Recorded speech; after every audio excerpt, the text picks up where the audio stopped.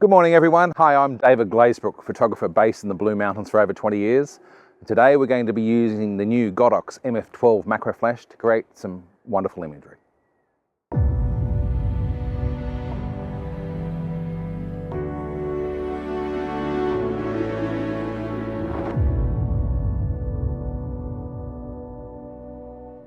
The Godox MF12 is powered by a lithium battery, giving you those fast recycle times. It's also got the extreme close-up positioning adapter for getting that light in super close.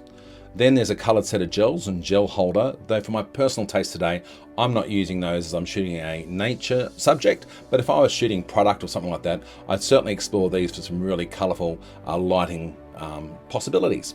Then of course there's the cold shoe adapter for taking it off the ring and mounting on top of your camera, or a small light stand like this, or even a large studio version. The Godox MF12 is also available as a 2-light kit. And they come in a 49, 52, 55, 58, 62, 67, 72 and 77mm sizes to fit most lenses.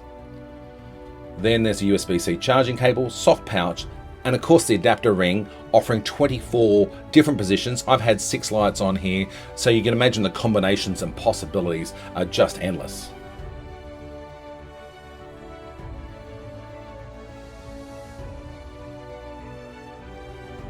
With the extreme close-up positioning adapter, it's important that it's mounted correctly. You'll notice with its wedge shape that the narrow side has gone to the bottom of the light, or the bracket side, and this enables the light to be bent around in super tight. So when you're looking to deliver that light to right up nice and close, this will enable that to happen for you. So when you're using your Godox trigger, note that with doing macro, we're working at very short distances, and your trigger has a couple of settings in there for distance. Of course, with macro, we should be using the 0 to 30 meter setting rather than the 1 to 100. We'll get much better reliability in triggering out of that setting.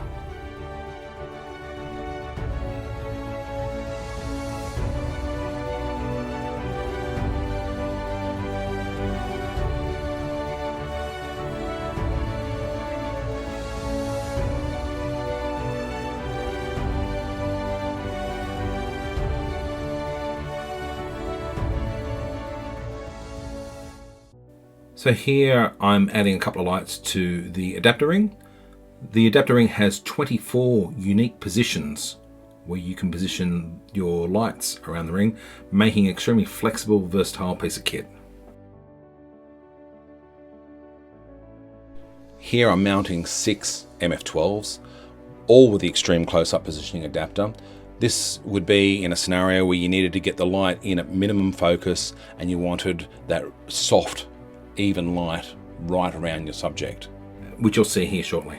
We actually took the extreme close-up adapters off because I was able to dial down the lights here and just give this really nice even light.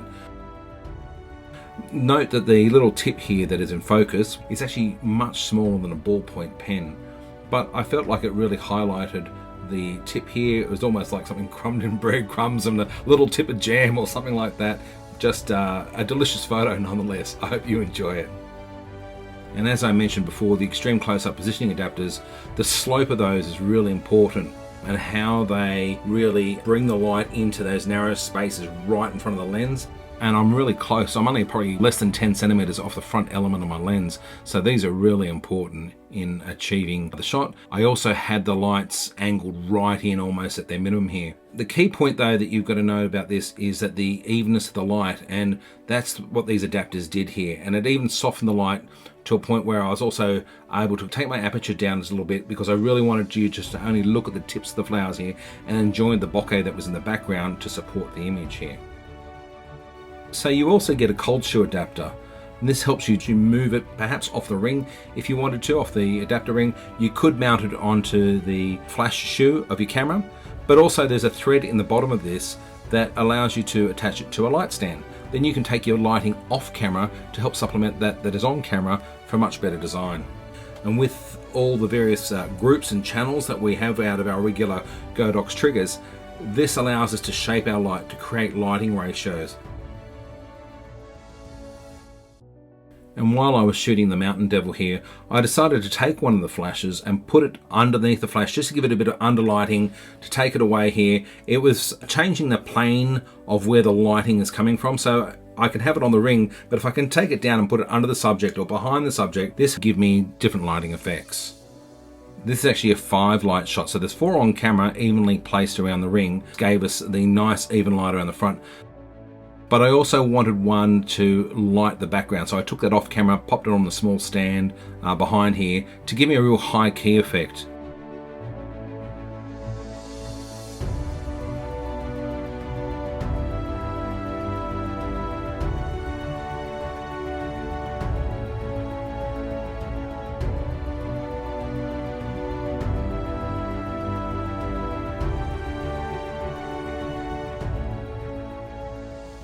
Here you can see that I've just got one light on the ring at the moment. I'm just starting to explore the shot.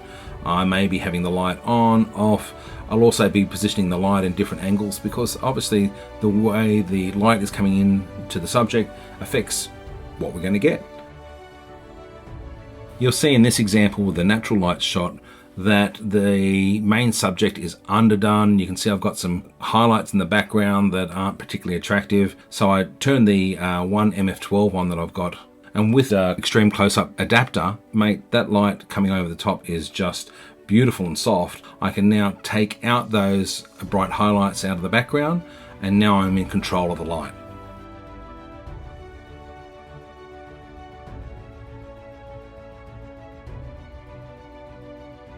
So here I've popped on a second light. Here too, also when I was trying to shoot this particular subject, the wind was picking up, it was starting to bounce around.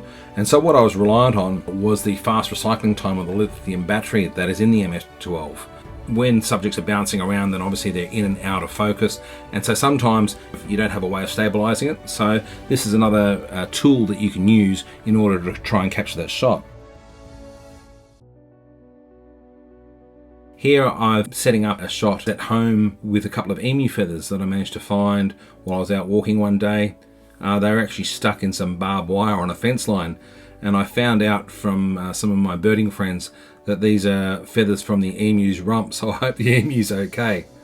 I need to shoot them indoors because any puff of wind, whether even it's my hand going past the subject, will make these feathers bounce around.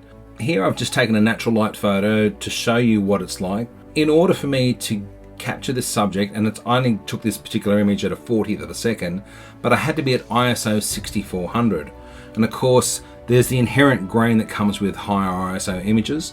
And so when I've got a nice light that I can get out of my MF12, I can dial my ISO right back down to its native settings. And in this case, it's ISO 64, helping me get that really clean, crisp shot.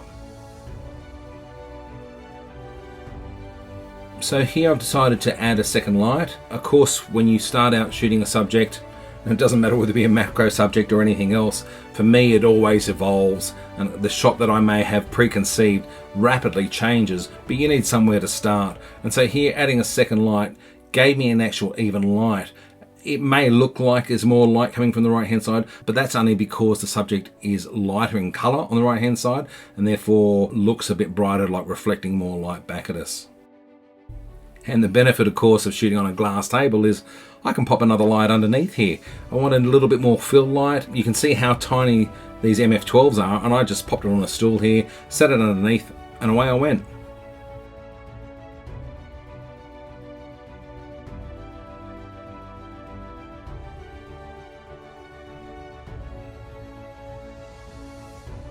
During summertime, I often walk my backyard.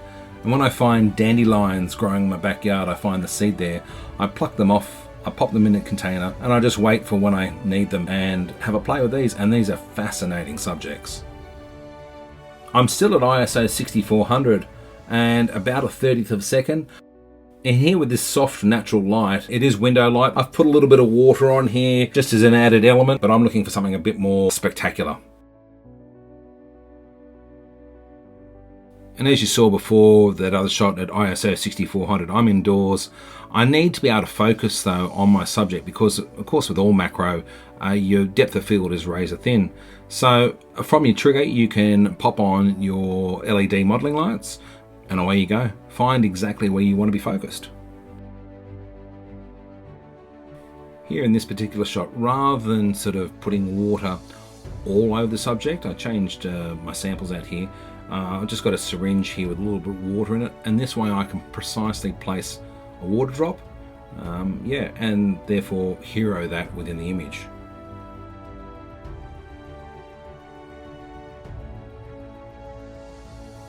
And then after being so delicate with the syringe, it was time to let the water bottle do its thing. So time to spray it up.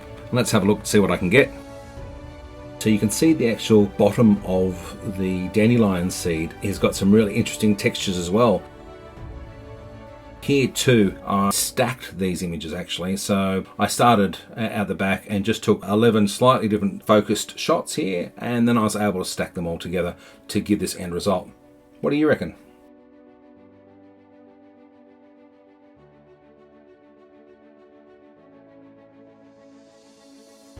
I hope you guys really enjoyed this video. This MF12 is so versatile, from a nice hard edgy light that can be placed anywhere around this ring to the extreme macro close-up adapter, giving that really good soft light. You can easily do this on or off camera. Thank you for tuning into this episode, and also be sure to like and subscribe for more tutorials. I'm David Glazebrook here in the beautiful Blue Mountains. I look forward to seeing you next time.